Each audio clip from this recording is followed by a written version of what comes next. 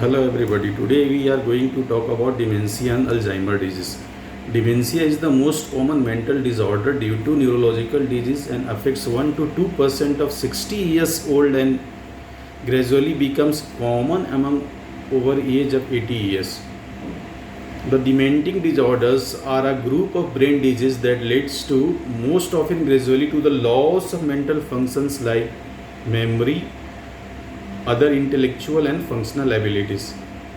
This impairment of memory and other intellectual functions leave the victim confused, disoriented, and incapable of communicating normally. Common causes of dementia are infections like meningitis, encephalitis, AIDS, deficiency of vitamin B6, vitamin B12, vitamin D3, early history of depression, Alzheimer's disease, brain infarcts, renal failure, liver diseases, hypothyroidism, and family history of dementia. Alzheimer is a major type of dementia. 50% of dementia is Alzheimer disease. Alzheimer disease is a progressive neurodegenerative disease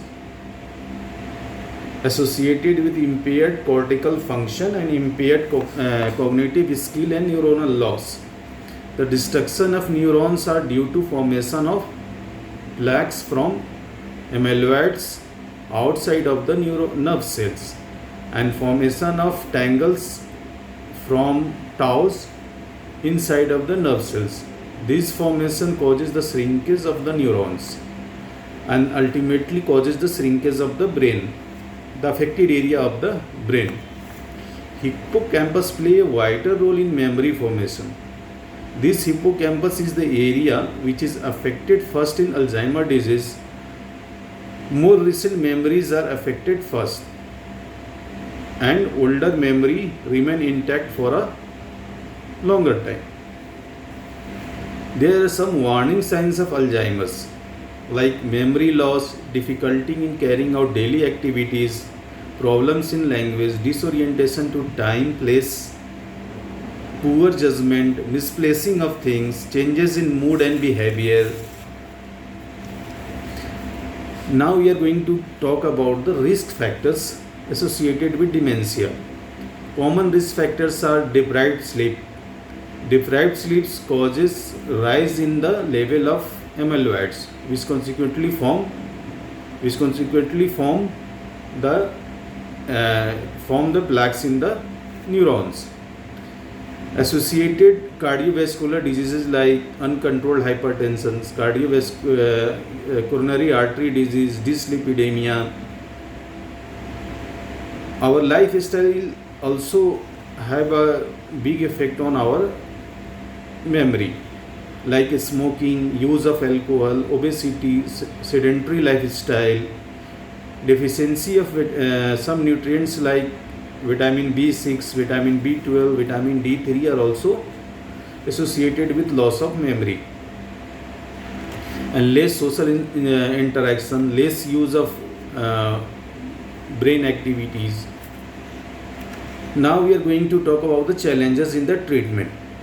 The common challenges are non-availability of a specific medicine, loss of awareness about the disease among the general mass, and less training of healthcare workers, primary healthcare workers, less family and social support, not getting balanced diet, less number of old age homes, more number of nuclear families instead of joint family, financial issues. These are the common factors we are facing nowadays. Now we come to the treatment of the dementia and Alzheimer's disease. See, the first thing we see in the treatment is, first of all, we find out if there is any underlying diseases or not. If there is underlying diseases like hypertension, uncontrolled diabetes, dyslipidemia, first we have to correct all these things accordingly, and if there is some deficiency like deficiency of vitamin B6, deficiency of vitamin B12, hypothyroidism, then replacement therapy should be done. General treatment consists of good nutrition, nursing care, family support, and attention to visual and auditory deficits. Counseling of family members should be done regarding nature of illness and the outcomes of the treatment. They should be also counsel about the nursing care that when it is required. Lifestyle changes are also required, like doing aerobic exercises, yoga, taking healthy diets, avoiding smoking, avoiding alcohol. There are some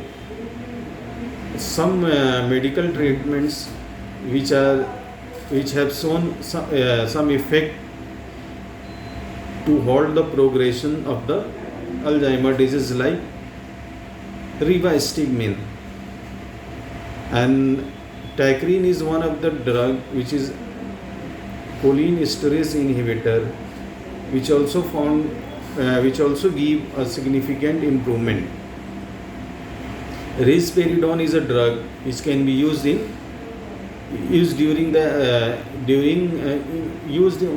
those persons who are agitated.